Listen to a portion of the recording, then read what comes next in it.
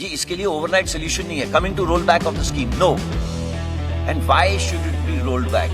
It is the only progressive step to make the country young. Why is it being made young? चलो, we are tinkering with देश की रक्षा। There is no space. एक ही सिर्फ है देश की रक्षा करने के लिए, और देश की रक्षा करने के लिए मैं आपको एग्जांपल देता हूँ। पता है कितनी कैजुअलिटीज आती हैं just for health purposes from high altitude areas? आप पढ़िएगा तो तब आपको पता चलेगा यंग।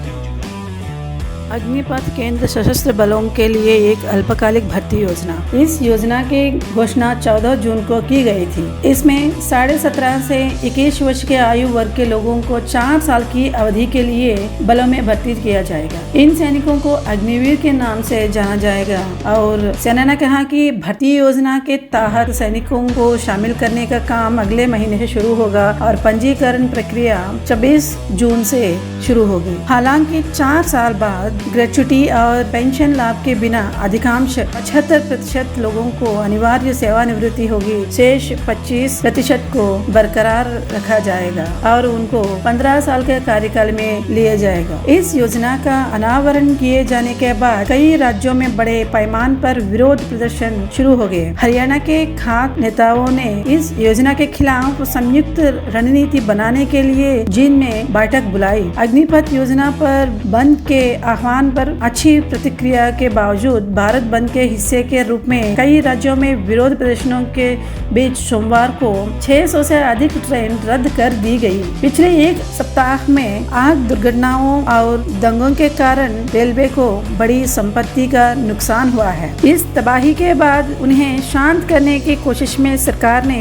2022 में नियुक्तियों के लिए अधिकतम आयु सीमा को बढ़ाकर 23 साल कर दिया। गृह और रक्षा मंत्रालयों ने शनिवार को 4 साल के कार्यकाल के बाद अग्निपथ नियुक्तों में 10% का नया कोटा प्रदान करने का वादा किया। हालांकि सेना की त्रिसेनाओं ने चेतावनी दी है कि हिंसा और आगजनी में शामिल लोगों को शामिल नहीं किया जाएगा। मगर कई विपक्षी दलों के साथ साथ कुछ सैन्य दिग्गजों द्वारा इसकी आलोचना की गई है, जो कहते हैं कि 4 साल का कार्यकाल सैनिकों की लड़ाई की भावना को चोट पहुंचाएगा और उन्हें जोखिम प्रतिकूल बना देगा। अजय सिंह ने उच्चतम न्यायालय में याचिका दायर कर केंद्र को अग्निपथ की नियुक्ति योजना पर पुनर्विचार करने का निर्देशन देने की मांग की। उसमें दावा किया गया है कि योजना की घोषणा के कारण देश के कई हिस्सों में विरोध प्रदर्शन हुए हैं। इसके खिलाफ सुप्रीम कोर्ट में अब तक 3 याचिकाएं दायर की जा चुकी है। इससे पहले वकील ML शर्मा और विशाल तिवारी ने इस योजना के खिलाफ सुप्रीम कोर्ट में 2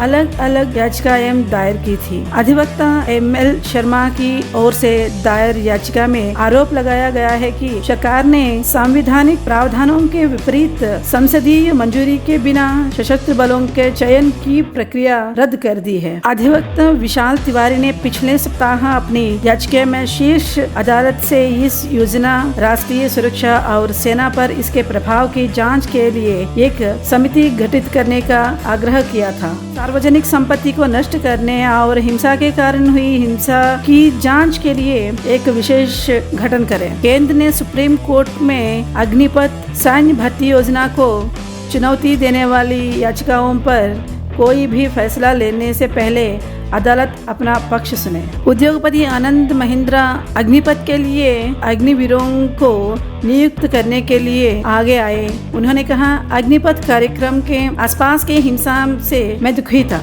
जब पिछले वर्ष इस योजना का प्रस्ताव किया गया था तो मैंने कहा था जो अनुशासन और कौशल प्राप्त करते हैं वे उन्हें प्रमुखता से नियोजित करेंगे। महिंद्रा समूह ऐसे प्रशिक्षित और सक्षम युवाओं को काम पर रखने के अवसर का स्वागत करता है, जबकि कई लोगों ने उनकी भावनाओं की प्रशंसा की है। और पूर्व शीर्ष अधिकारी सहित कुछ ने पूछा कि महिंद्रा समूह ने कितने पूर्व अधिकारियों का काम पर रखा है। इससे पहले सोमवार को RPG समूह के अध्यक्ष हर्ष गोयांक ने श्री महेंद्र की भावना को दोहराते हुए कहा कि RPG समूह भी अग्निवीरों को नियुक्त करने के अवसर का स्वागत करते हैं और उम्मीद करता है कि अन्य कॉर्पोरेट भी इस प्रतिज्ञा को लेने और भविष्य के बारे में हमारे युवाओं को आश्वस्त करने के लिए हमारे साथ शामिल होंगे। यह है अग्निपथ के बारे में कुछ जानकारी आपके लिए।